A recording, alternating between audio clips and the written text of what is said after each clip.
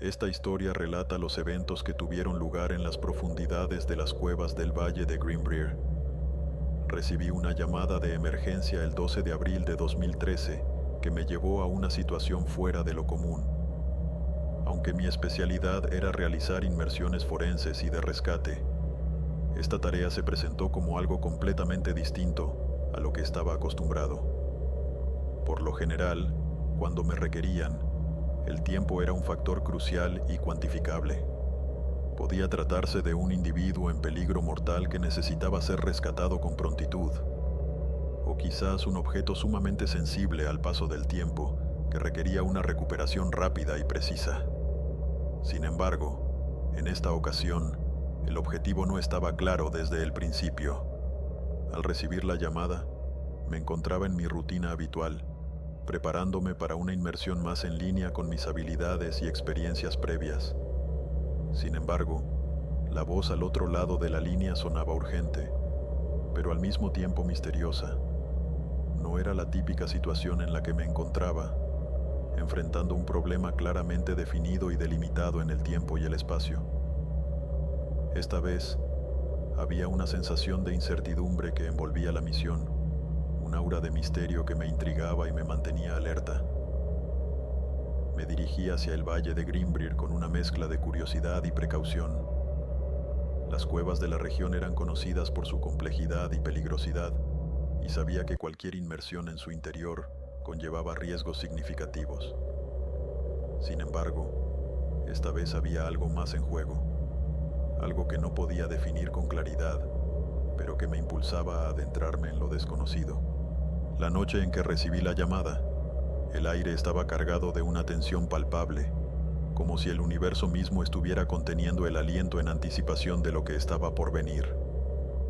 El teléfono sonó abruptamente, interrumpiendo el silencio de la madrugada con su insistente timbre.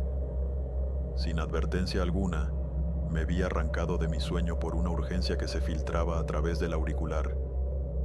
Mi primera impresión fue que algo catastrófico estaba ocurriendo, algo que trascendía los límites de lo cotidiano y requería una acción inmediata. La voz al otro lado de la línea era tensa, cargada de ansiedad y urgencia. Hablaba en términos crípticos, mencionando vagamente un evento geológico que necesitaba ser investigado con urgencia. Sin embargo, no ofrecía detalles concretos, dejándome en la oscuridad respecto a la magnitud o la naturaleza exacta de la emergencia. Cada intento de obtener información adicional era bloqueado por una muralla de negaciones y evasivas, como si cada persona involucrada estuviera bajo una estricta orden de silencio. En mi experiencia, siempre había sido informado con claridad sobre la naturaleza y el alcance de las misiones en las que participaba. Sin embargo, esta vez me encontraba en un territorio desconocido, enfrentándome a una situación en la que incluso mis conexiones más sólidas parecían haberse evaporado en la neblina del misterio. Aunque conocía prácticamente a todos los profesionales que trabajaban a mi nivel en todo el estado, las personas detrás de esta operación eran solo rostros grises y anónimos, cuyas identidades se perdían en las sombras de la clandestinidad. A pesar de la falta de información y la incertidumbre que rodeaba la situación, sentí un impulso innegable de actuar. La urgencia en la voz del interlocutor era contagiosa, y mi instinto profesional me dictaba que no podía quedarme de brazos cruzados mientras un evento potencialmente catastrófico se desarrollaba en algún lugar desconocido. Confiando en mi experiencia y habilidades, me dispuse a prepararme para lo desconocido, consciente de que la única manera de descubrir la verdad era enfrentándome directamente a ella, sin importar los obstáculos que pudieran interponerse en mi camino. El viaje hasta el Valle de Greenbrier fue una experiencia surrealista que se quedó grabada en mi memoria como un recuerdo vívido e inquietante. Mientras avanzábamos por el angosto camino de tierra que se adentraba en la vastedad de la nada, me encontraba rodeado de una caravana de vehículos oficiales, cada uno marcado con los distintivos emblemas de diversas agencias gubernamentales. Era como si el gobierno mismo hubiera desplegado una operación de emergencia a gran escala en medio de la nada, y yo estaba siendo arrastrado hacia su epicentro sin saber realmente qué esperar. Entre los vehículos que se alineaban a lo largo del camino, pude distinguir los característicos camiones del Cuerpo de Ingenieros del Ejército de los Estados Unidos, con su robusta apariencia y su aura de autoridad. Junto a ellos, se encontraban los vehículos de la Administración Nacional Oceánica y Atmosférica, con sus equipos especializados en el estudio del clima y el medio ambiente. La presencia de la Agencia de Protección Ambiental también era evidente, con sus vehículos identificados por las siglas EPA estampadas en los costados. Además, pude distinguir los vehículos del Servicio Geológico de los Estados Unidos, cuyos científicos y expertos en geología estaban sin duda involucrados en la investigación del supuesto evento geológico que había provocado mi llamada de emergencia. Y no podían faltar los representantes de la División de Recursos Naturales de Virginia Occidental, encargados de proteger y conservar los valiosos recursos naturales del estado. Sin embargo, lo que más me llamó la atención fue la gran cantidad de vehículos sin marcas o con identificaciones falsas que se mezclaban entre los oficiales. Estos vehículos anónimos añadían un elemento de misterio y paranoia a la escena, sugiriendo la presencia de fuerzas desconocidas o agendas ocultas en juego. ¿Quiénes eran estas personas y qué papel desempeñaban en la operación? Eran preguntas que rondaban en mi mente mientras continuábamos avanzando hacia nuestro destino en el valle de Greenbrier. A medida que nos acercábamos al epicentro de la actividad, la tensión en el aire se volvía casi palpable, como si estuviéramos a punto de desentrañar un secreto oscuro que yacía oculto bajo la superficie de la tierra. Con cada kilómetro que recorríamos, me preparaba mentalmente para lo que estaba por venir, consciente de que estábamos a punto de adentrarnos en un territorio desconocido y potencialmente peligroso. Pero a pesar de mis temores y dudas, estaba decidido a llegar al fondo de este misterio, sin importar lo que encontrara en el camino. A medida que avanzaba a través de la multitud, me sentía como un pez siendo arrastrado por la corriente de un río tumultuoso. A mi alrededor, las personas parecían estar inmersas en un frenesí de actividad, cada una sumida en su propio mundo de caos y confusión. Algunos gritaban frenéticamente a sus teléfonos, sus voces llenas de desesperación y urgencia, mientras intentaban comunicarse en medio del bullicio ensordecedor. Otros se enzarzaban en acaloradas discusiones, sus rostros contorsionados por la ira y la frustración, como si estuvieran luchando contra fuerzas invisibles que amenazaban con consumirlos. En medio de la multitud, destacaba un hombre de mediana edad, su rostro enrojecido por la furia y la impotencia, mientras sostenía un montón de papeles en sus manos temblorosas. Estaba discutiendo acaloradamente con una mujer joven, cuya expresión permanecía imperturbable a pesar de la tormenta emocional que la rodeaba. El hombre seguía agitando los papeles hacia ella con gestos frenéticos, como si esperara que de alguna manera pudieran resolver todos sus problemas. Sin embargo, todo lo que la mujer hacía era asentir con una sonrisa tranquila, como si estuviera tratando de calmar las aguas turbulentas con su mera presencia. Observar esa escena me hizo reflexionar sobre la naturaleza de la comunicación humana y cómo puede verse afectada por el estrés y la presión de situaciones extremas. A pesar de la aparente futilidad de sus esfuerzos, el hombre continuaba intentando transmitir su mensaje, aferrándose a la esperanza de que sus palabras finalmente fueran escuchadas y comprendidas. Mientras tanto, la mujer parecía estar adoptando una estrategia completamente diferente, optando por la calma y la serenidad en medio del caos que los rodeaba. Conforme avanzaba entre la multitud ansiosa y desconcertada, las voces de los presentes se volvían más audibles, y las preguntas dirigidas hacia mí comenzaron a surgir como pequeñas ráfagas de viento en medio de una tormenta. Me encontré repentinamente en el centro de una serie de interrogantes, cada uno más urgente que el anterior, como si mi presencia despertara una necesidad inmediata de respuestas. ¿Cuál es tu tiempo de llegada a tu preparación?, me preguntó alguien, su voz tintineando con un toque de impaciencia mientras me miraba con ojos inquisitivos, esperando una respuesta que yo apenas podía dar. ¿Trajiste tu propio equipo?, otro individuo intervino, su tono cargado de preocupación mientras escudriñaba mi apariencia en busca de señales de preparación o negligencia. Y luego vino la pregunta que parecía resonar en todos los rincones de la multitud. ¿Estás registrado? ¿Dónde está el registro? La urgencia en la voz del interrogador era palpable, su mirada fija en mí como si dependiera de mi respuesta para resolver algún misterio crucial. A medida que las preguntas continuaban lloviendo sobre mí como un diluvio implacable, me di cuenta de que me encontraba en una situación en la que cada palabra que pronunciaba tenía el potencial de influir en el curso de los eventos que estaban por venir. Cada respuesta que daba, cada gesto que hacía, era examinado y analizado por aquellos que me rodeaban, como si estuvieran buscando desesperadamente alguna pista que les indicara cómo proceder en medio de la incertidumbre y el caos. Sin embargo, en medio del torbellino de preguntas y la presión abrumadora que sentía, traté de mantener la calma y la compostura. Respondí a cada interrogante con la mayor claridad y honestidad posible, consciente de que mi cooperación podría ser crucial para el éxito de la misión en la que estábamos a punto de embarcarnos.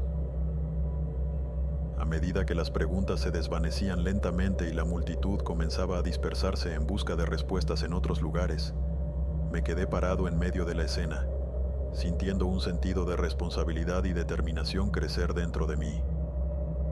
Sabía que estábamos enfrentando un desafío formidable, pero también sabía que estábamos juntos en esto, unidos por un propósito común y una determinación compartida para superar cualquier obstáculo que se interpusiera en nuestro camino.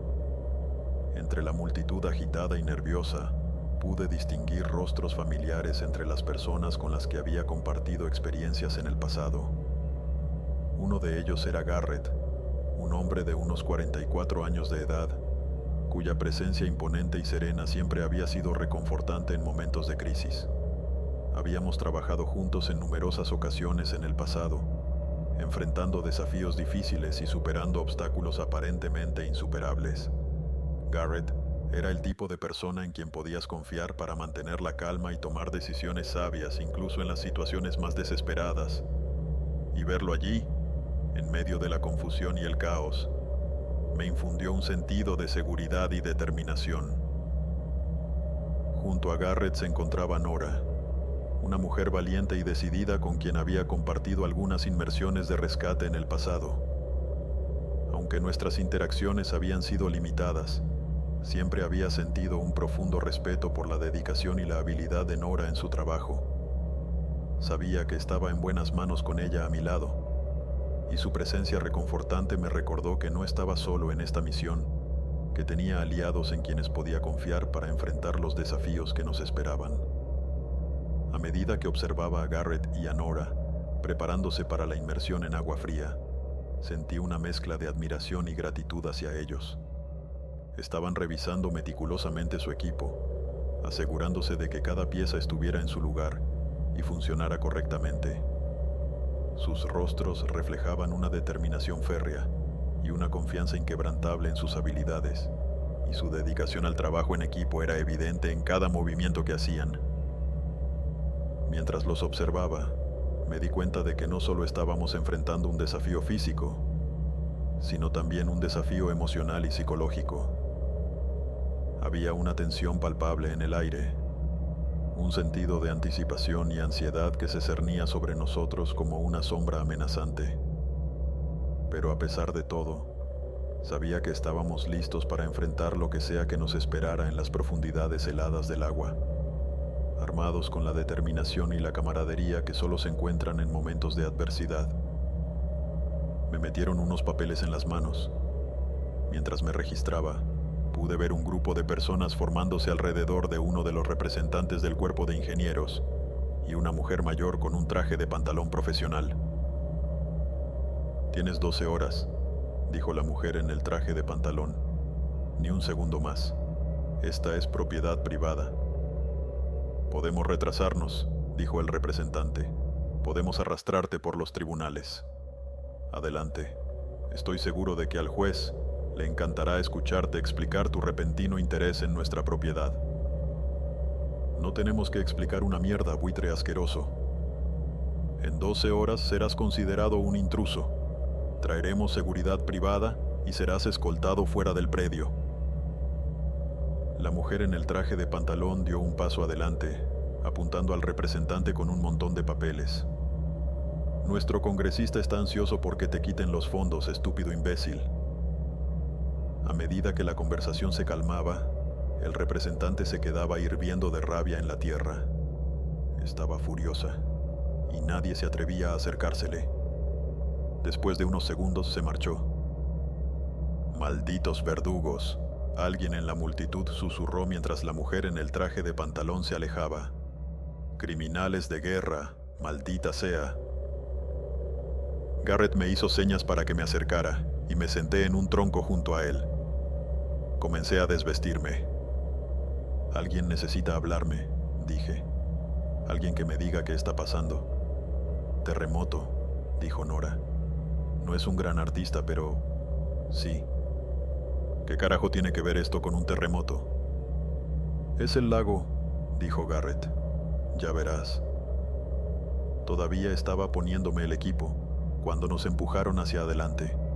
Me tomaron del brazo y me obligaron a seguir, ahogándome en preguntas durante el camino. Finalmente salimos a un claro del bosque, lo que se suponía que era un pequeño lago que se abrió ante nosotros, excepto que ya no era un lago. El agua había sido drenada, dejando solo un lecho de tierra detrás. Cientos de gaviotas picoteaban peces moribundos en una cacofonía de chillidos.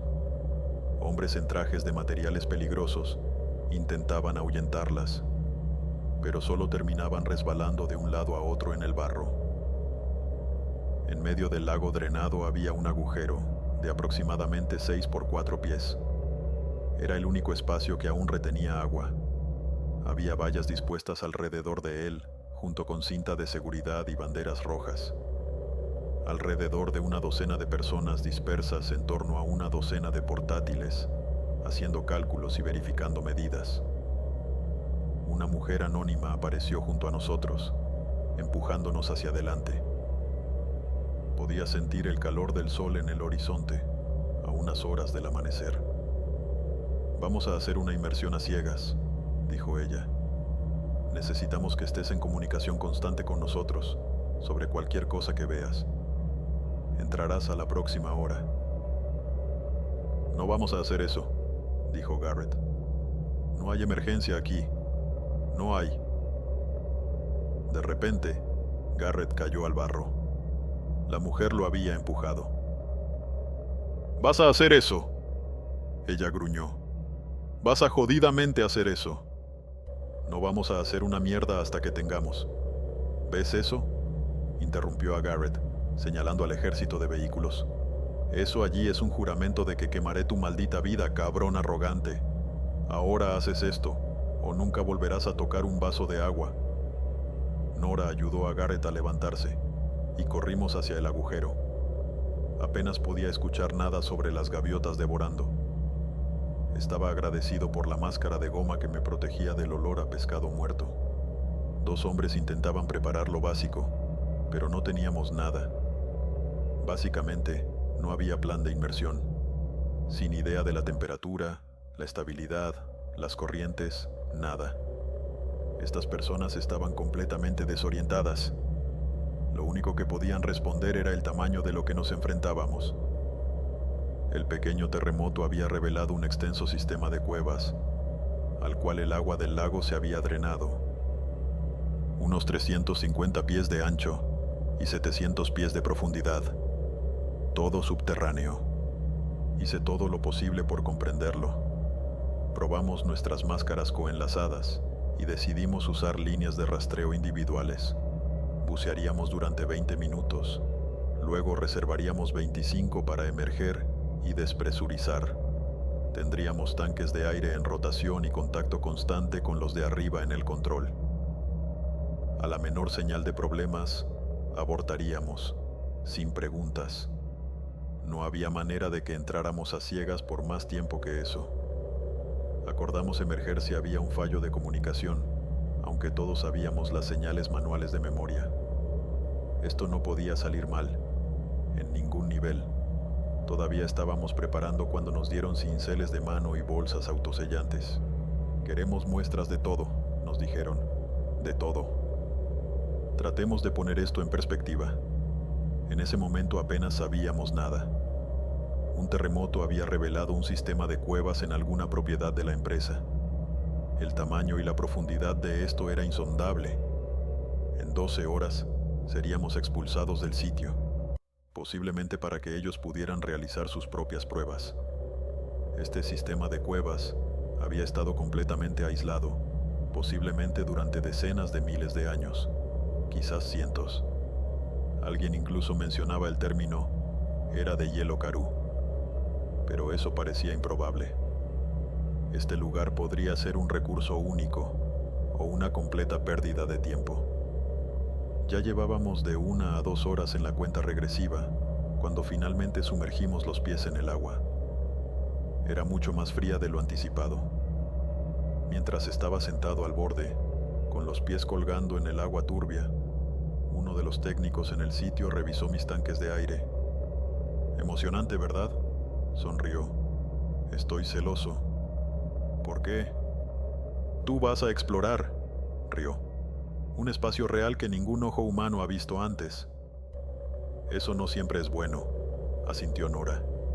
Y de eso hay mucho en el fondo del océano. Tomamos ese primer buceo. Apenas podía ver nada debido al barro y las cañas, así que simplemente nos dirigimos hacia abajo.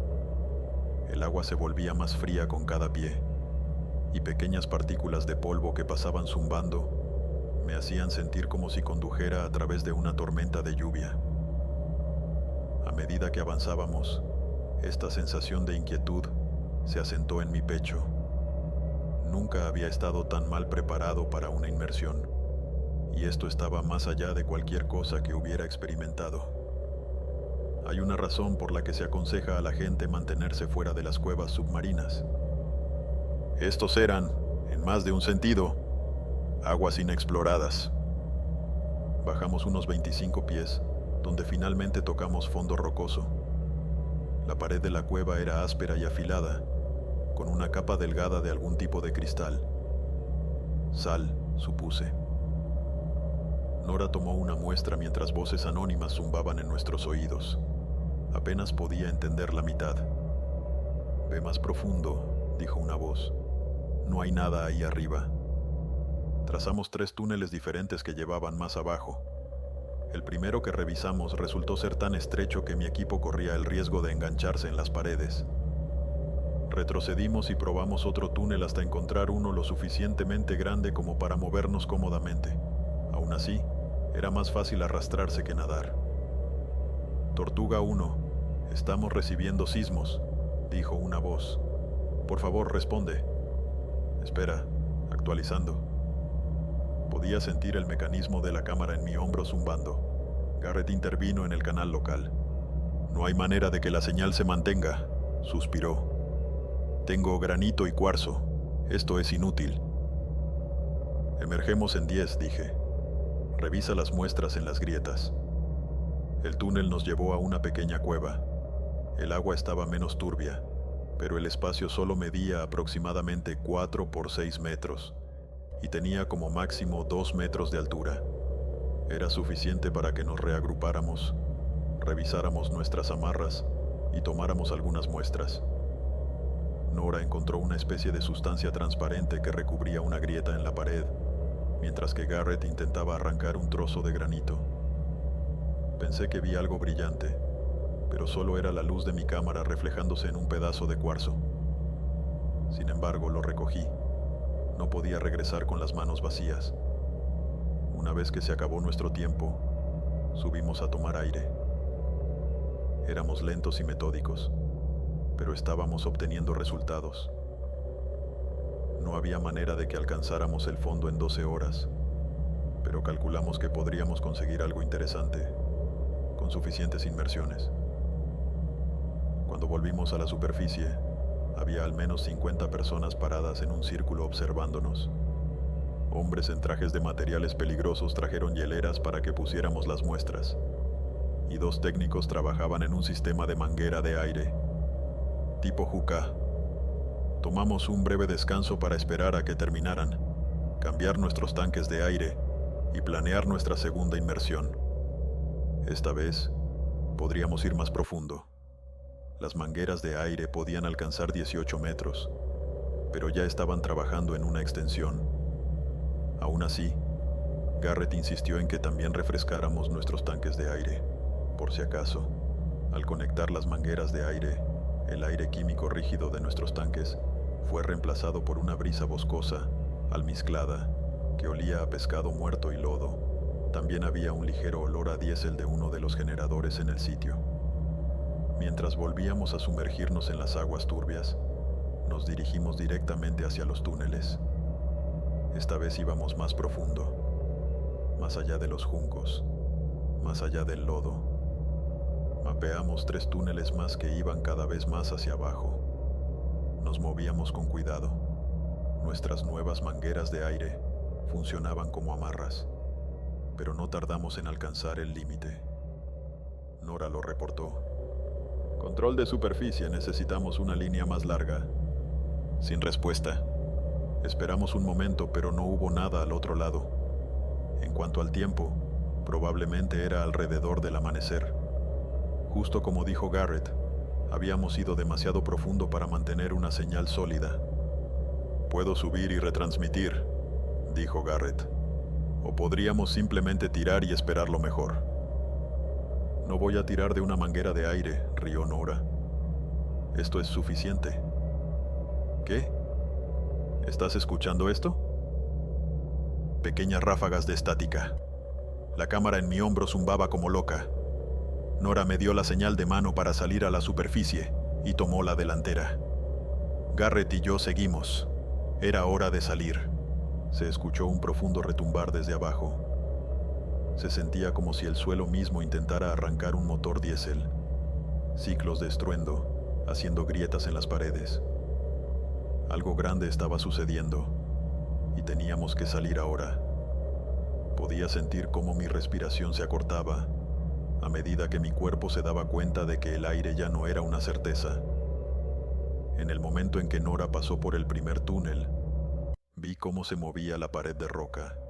Granito afilado como cuchillo, se movía con la facilidad de un niño golpeando un globo. Al sonido de una tormenta ensordecedora, el túnel se colapsó sobre nosotros. Se cortaron las mangueras de aire, y el pie de Nora fue aplastado hasta convertirse en pulpa. Juntos rociaron aire y fragmentos de hueso en el agua, mientras el sonido de nuestro mundo colapsando se hacía lo suficientemente fuerte para hacerme temblar los huesos. Se escuchaban fragmentos de un grito escalofriante a través de nuestros comunicadores mientras el agua comenzaba a moverse. Nos estaban succionando. Protegí mi cabeza mientras me arrojaban a través de los túneles, cada vez más y más abajo. Mi tanque de aire golpeaba contra la pared. Instintivamente aspiré aire, pero podía sentir cómo el agua se infiltraba en mi máscara. No había suministro de aire al otro lado. La manguera estaba cortada de manera limpia. Las paredes pasaban rápidamente junto a mí. Golpeé mi hombro, mi rodilla, mi muslo, mi hombro. En un momento, choqué la parte trasera de mi cabeza y pude sentir un cambio en la temperatura de mi cuerpo. Era una herida, pero no profunda. En algún punto del caos, sentí que la cámara en mi hombro se soltaba y comencé a girar. Perdí el control y toda noción de distancia. No fueron solo unos segundos de succión, fue un tiempo significativo. Mi mundo giraba y me golpeaba contra las rocas una y otra vez. Podía sentir la sangre salir de mi cuerpo y comenzaba a tener frío, cada vez más frío, pero no podía distinguir si era por la pérdida de sangre o por el agua. La palabra desorientado no empezaba a describirlo. En algún momento, simplemente se detuvo. Flotaba en esta interminable piscina de oscuridad, un océano negro y sin fondo. Ya no podía distinguir qué era arriba y qué era abajo. Intenté moverme hacia arriba, pero no se sentía bien. No solo mi brazo se negaba a moverse, sino que había demasiada resistencia. Me tomó unos segundos darme cuenta de que estaba intentando nadar hacia abajo. Estaba al revés. Había agua acumulándose en mi máscara. Podía sentirlo justo debajo de mi boca. Podía ver pequeñas burbujas de aire explotando, y tuve que escupir para mantener mi boca despejada. Tenía un sabor extraño, dulce, mezclado con hierro, pero la mayor parte era sangre. Algo me agarró. Mi primer instinto fue luchar, pero no pude. Me había esforzado mucho con mi brazo, y mi pie izquierdo estaba dislocado. Temblaba y podía ver un largo corte en mi muslo. Eso era justo el límite de lo que la luz de mi máscara podía captar. Ni siquiera podía ver mis pies. Garrett entró en foco. Hizo un movimiento con la mano que no reconocí. Un puño cerrado, con los dedos empujando hacia afuera. Un empuje. Un exhalar. Correcto. Exhalé fuerte, sacando el agua de mi máscara. Al segundo siguiente, Garrett conectó mi tanque de aire a mi máscara. Por un momento, solo nos miramos el uno al otro. Tenía un corte malo justo por encima de su ojo derecho y sangraba dentro de su máscara. Nuestros comunicadores estaban muertos. Teníamos que depender de señales manuales. Garrett puso una mano en mi mejilla y revisó mi máscara en busca de grietas. Parecía estar bien. Me dio la señal de ¿estás bien? Y yo respondí de la misma manera. No estaba bien, pero estaba lo suficientemente bien para moverme, aunque más lento. Nos movimos con cuidado y calma. No había manera de saber qué tan abajo estábamos, y teníamos que tener cuidado de conservar nuestro aire. A lo sumo, nos quedaba un poco menos de una hora de aire si podíamos mantenernos estables. Probablemente mucho menos, sin embargo. Garrett y yo nos tomamos de las manos, avanzando lentamente hacia arriba. Se sentía correcto. Estábamos más orientados. Seguimos moviéndonos, pero parecía como si no nos hubiéramos movido en absoluto. El agua seguía negra, y nada cambiaba. Pero en un momento, Garrett de repente se detuvo. Me moví a su lado y seguí su mirada. Miró hacia arriba. Pequeños brillos en el agua. ¿Peces? Medían alrededor de 10 centímetros y eran de un azul fuerte.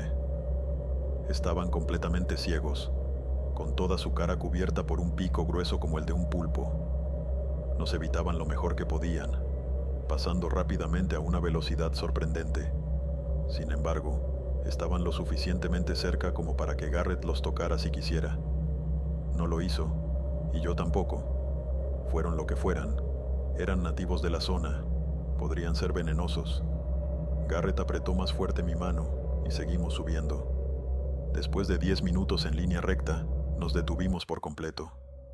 Un techo de roca sólida, solo una pared, sin indicios de una abertura o túnel. Se me ocurrió que podríamos haber bajado horizontalmente a través de un pasaje lateral.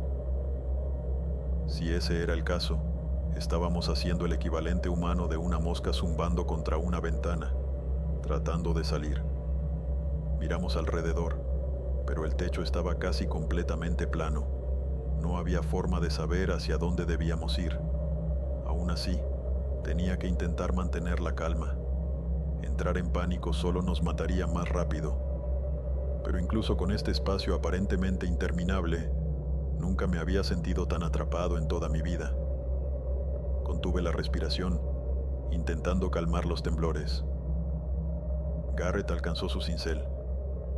Al golpear la pared, logró desalojar algunos granos de granito. Los miró fijamente, buscando algún signo de movimiento. Aparte de hundirse, estaban derivando ligeramente hacia nuestra izquierda. Claro, había una corriente. Al mismo tiempo, intentaba ignorar cuánto tiempo había pasado y a la vez contar los segundos. El reloj de buceo de Garrett estaba roto y el mío no se había restablecido correctamente antes de la segunda inmersión. Aún marcaba la hora de nuestro primer buceo. Esto era exactamente el tipo de problemas que quería evitar, pero habíamos estado muy estresados por volver. En un momento, el techo comenzó a curvarse, y allí, finalmente, había una apertura. Parecía llevar hacia arriba. La seguimos, apretándonos a través de un espacio estrecho donde tuve que exhalar para pasar, avanzando sin aliento, centímetro a centímetro. Toneladas de roca inestable presionando sobre mi pecho adolorido. Luego, rompimos la superficie, así sin muchos rodeos. No estábamos en la superficie, esto era un bolsón de aire. Era lo suficientemente grande para cabernos a ambos, siempre que nos agacháramos un poco. Había un túnel que nos llevaba más adelante, pero decidimos recuperar el aliento. Yo fui el primero en apagar mi aire y limpiar mi máscara, pero Garrett fue rápido en seguirme. Finalmente, podríamos hablar libremente. El aire rancio y dulce llenaba nuestros pulmones. Tosí, haciendo que mis costillas dolieran aún más. El agua del lago, jadeó Garrett, no se había asentado con el cambio de temperatura del amanecer.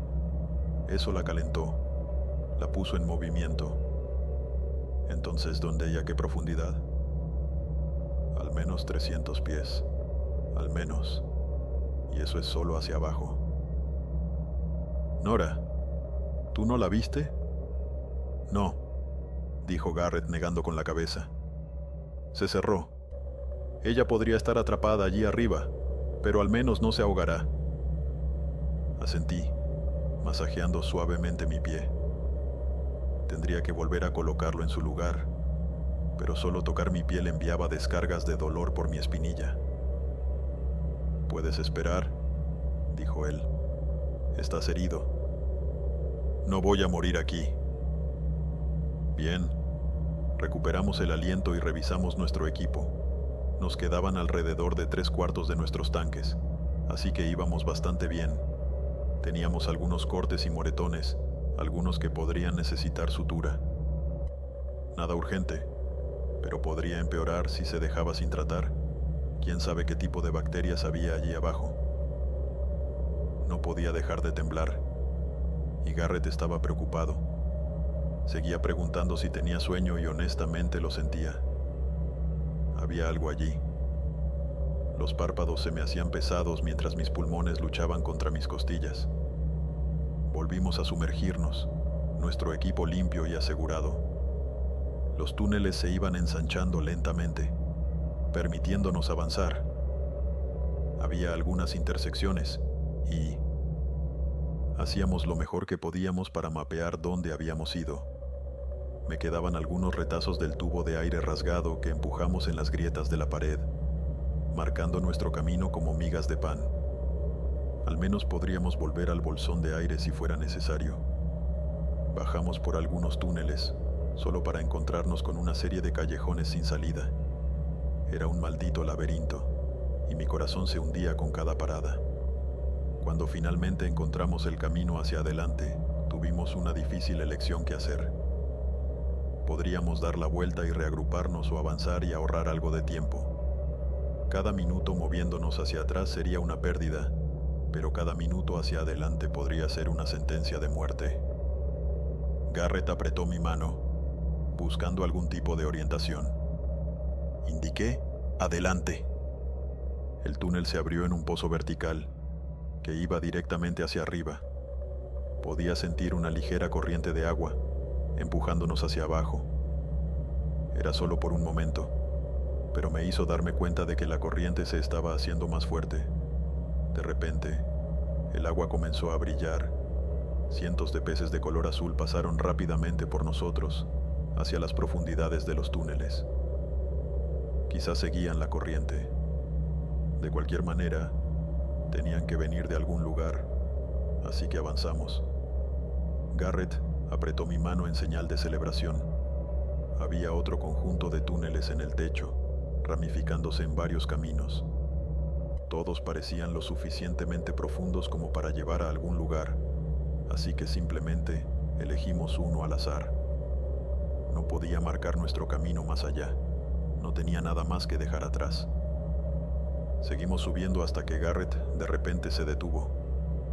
Había algo brillando en el túnel adelante. Algún tipo de piedra preciosa o cuarzo. Reflejaban las luces de nuestras máscaras. Otro callejón sin salida. O ojos. Eran estos orbes de pesadillas. Predatorias e insensibles. Una criatura irracional, incapaz de verme como una persona. Por ese segundo, no era más que carne. Salió de la oscuridad. Tenía estos largos brazos óseos, como un mono araña de goma con dientes afilados como agujas, hechos para arrancar la carne de los huesos. No nadaba. Se arrastraba por las paredes rocosas. Era lo suficientemente rápido para atrapar pequeños peces azules. Era grande, pero eso no lo ralentizaba. Apenas podía pasar por el túnel, mientras Garrett y yo podíamos movernos libremente. Nunca debimos encontrarnos con esa cosa. Nunca. Hasta hoy no puedo mirar hacia los corredores oscuros. Puedo imaginar esos brazos extendiéndose hacia mí. Ignoré todas las precauciones de seguridad que había conocido. Corrí, jadeé, grité, me arrastré, pateé y me obligué a bajar tan rápido como humanamente posible. No me importaba el dolor ardiente en mi pie, solo tenía que seguir adelante. Todo lo que podía sentir era el agua moviéndose detrás de mí, mientras cada movimiento brusco se traducía en olas empujándose contra mis miembros adoloridos. Pero no me importaba. En ese momento, no me importaba nada más que escapar. En la boca del túnel me giré por un breve segundo, solo para ver los ojos muy abiertos de Garrett mirándome. En ese momento, pude decir lo que estaba pensando. Se dio cuenta de que estaba a punto de morir. Dedos largos lo envolvieron mientras su brazo derecho era arrancado del traje. Podía sentir el chasquido resonando a través del túnel. Las vibraciones de sus gritos de muerte me alcanzaban, pero todo lo que podía oír era mi propia respiración. Recuerdo destellos de azul brillante mientras huía por túnel tras túnel. No vi ni un solo marcador. Cada golpe en el pie hacía que mis ojos se llenaran de lágrimas, y podía sentir una llaga empezando a formarse alrededor del borde de mi nariz por el llanto. Había otro bolsón de aire, pero simplemente seguía adelante. No tenía idea de dónde estaba, pero podía sentir esos ojos oscuros buscándome, brazos alcanzándome. El aire en mi tanque empezó a sentirse extraño y caliente. En pánico, seguí adelante. Cuando finalmente llegué a otro bolsón de aire, me arranqué la máscara y cerré el tanque de aire. Todo sabía a sangre y sal, y no podía dejar de llorar. Era solo un espacio pequeño, apenas lo suficientemente grande para que mi cabeza cupiera si la inclinaba bien. La luz de mi máscara estaba muriendo. Había comenzado a parpadear. Si la sostenía en el ángulo correcto estaba bien, pero era solo cuestión de tiempo. Me quedé allí por al menos 10 minutos, intentando respirar. Estaba perdido y con frío. No había forma de saber cuánto tiempo había estado allí abajo. Ni siquiera podía decir cuánto aire me quedaba en el tanque, pero no era mucho. Si quería moverme, tenía que racionarlo. Pero no podía moverme sin él. No tendría suerte de encontrar otro bolsón de aire en... ¿qué? ¿Un minuto de buceo libre? Pero no podía quedarme allí. No confiaba en nadie allá arriba. No habría fiestas de rescate que bajaran aquí pronto. Incluso si quisieran, ¿podrían? Y aún sin un depredador acechando estos túneles, iba a morir de frío. Y todavía estaba sangrando. ¡Mierda! Mi pulso se disparó mientras sentía algo cambiar, una presión en el túnel debajo. No había forma de que pudiera moverme lo suficientemente rápido. Solo tenía que esperar contra toda esperanza de que no me encontrara. Tal vez no cazara como un tiburón. Contuve la respiración y sentí movimientos en el agua. Se acercaba. Cerré los ojos con tanta fuerza que mi cabeza comenzó a dar vueltas. Las lágrimas caían de mis ojos, haciendo pequeños ruidos al golpear la superficie del agua. Era apenas audible, pero para mí sonaba como golpes de martillo. Los movimientos se detuvieron. Estaba cerca. Abrí los ojos con cuidado para mirar hacia abajo, pero todo estaba oscuro. La luz de mi máscara se había apagado. Momentos después, los movimientos continuaron pasando por mi cuerpo.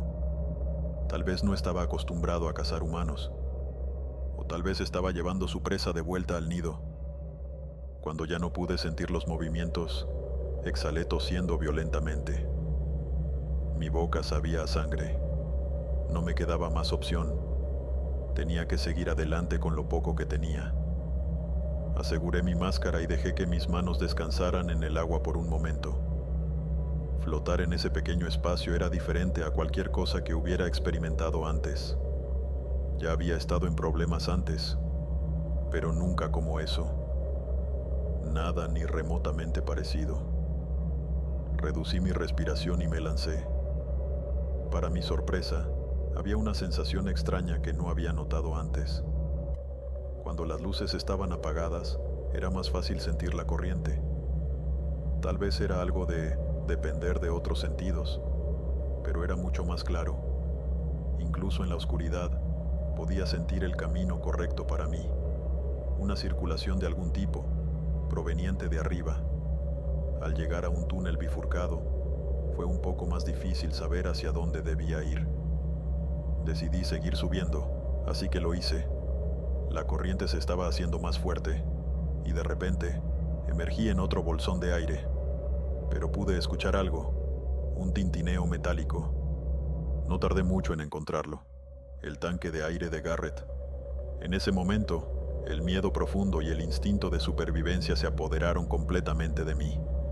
No tenía tiempo para lamentaciones ni para reflexionar sobre la suerte de Garrett. Cada segundo era vital. Rápidamente, me apropié del tanque de aire, lo aseguré a mi equipo y preparé mi salida de ese lugar infernal. La realidad de la situación era cruda y despiadada, y sabía que cualquier momento de duda o vacilación podría ser fatal. Así que, con la corriente guiándome sutilmente y la necesidad de escape ardiente en cada fibra de mi ser, nadé. Nadé con una mezcla de desesperación y esperanza, siguiendo la corriente y evitando pensar en lo que podría estar acechando en las sombras. Finalmente, tras lo que parecieron horas de esfuerzo tenaz y terror constante, vi una luz. No era la luz de la superficie, sino algo tal vez más prometedor. Una salida artificial, una estructura creada por el hombre. Era una de las viejas rutas de acceso usadas por los mineros, ahora en desuso y olvidada. Me arrastré fuera del agua, exhausto, temblando y aún en estado de shock. Estaba seguro, pero aún no a salvo. La salida estaba bloqueada por escombros y viejas herramientas. Pero al menos, era un refugio temporal, donde podía planear mi siguiente movimiento y tal vez, solo tal vez, encontrar una salida a la superficie. Mientras me sentaba, respirando aire frío y pesado, no podía dejar de pensar en Garrett y en la criatura. Pero sobre todo, pensaba en sobrevivir. En ese pequeño espacio, entre la roca y el agua, entre la vida y la muerte, finalmente comprendí el verdadero significado del terror y la fortaleza humana. Aún me quedaba un poco de energía en el tanque, así que avanzó cojeando. Este bolsón de aire era grande, más bien como una caverna. El agua hasta los tobillos me obligaba a caminar y realmente sentía el peso de mi cuerpo. Nunca me había sentido tan pesado en toda mi vida, y el equipo no ayudaba. Estaba muy cansada. Fácilmente podría haberme tumbado y simplemente morir. O dormir, lo que legara primero. En lugar de eso, seguí adelante con un tanque extra en la mano. Continué avanzando más y más hacia arriba.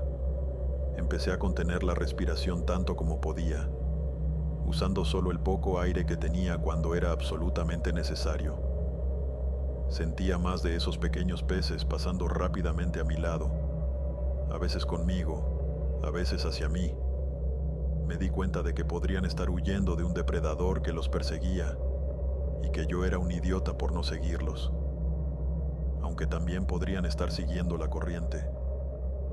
No había manera de saberlo.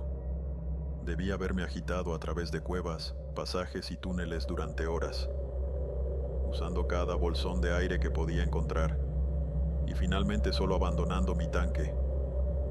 Todo lo que me quedaba eran los restos en el tanque de Garrett. Cada paso empezaba a sentirse como una sentencia de muerte, como si estuviera cavando mi propia tumba. Tal vez si nos hubiéramos quedado quietos en primer lugar, alguien nos hubiera encontrado. Tal vez ser proactivo fue el movimiento incorrecto. Iba hacia arriba cuando sentí que el aire en el tanque de Garrett empezaba a volverse malo. Cuando logré romper en otro bolsón de aire, simplemente lo arrojé a un lado. Este era el final, el fin de la línea. El tanque golpeó contra los lados de la cueva, y en algún lugar más adelante, escuché un ruido, un pequeño suspiro. Algo me había oído. Me pegué a la pared mientras escuchaba grandes pies mojados golpeando contra el suelo de la cueva. Tenía una respiración extraña, similar a la de una rana, como aire empujando contra una membrana.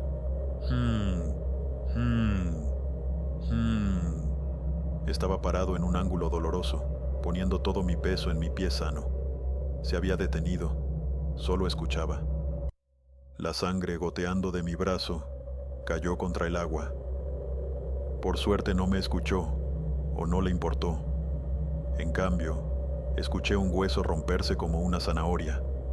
Luego, el sonido de algo mordisqueando y chupando alguna cosa ávidamente. Debí haber estado allí, paralizado, al menos durante media hora. Luego lo escuché bajar por un túnel lateral y desaparecer en la profundidad. Esta era mi oportunidad. Me alejé cojeando, solo para pisar algo, un pie parcialmente devorado. Desde ese momento, todo fue inmersiones sistemáticas y cuidadosas. Seguir la corriente durante 30 segundos. Si no podía sentir un camino hacia adelante, volvía atrás, recuperaba el aliento e intentaba un camino diferente. Estaba conteniendo la respiración tanto que mi pecho empezó a doler más que mi pie. Aún así, estaba avanzando. Finalmente, llegué a este gran conducto vertical. Sentí una corriente ascendente. Tenía que haber algo, cualquier cosa. Contuve la respiración tanto como pude, esperando la superficie o el bolsón de aire. Pero esta vez no había nada. Era un callejón sin salida. Simplemente me estrellé contra una superficie lisa, golpeándome la cabeza. Una parte de mí quería gritar tan fuerte que el aire salía de mis pulmones.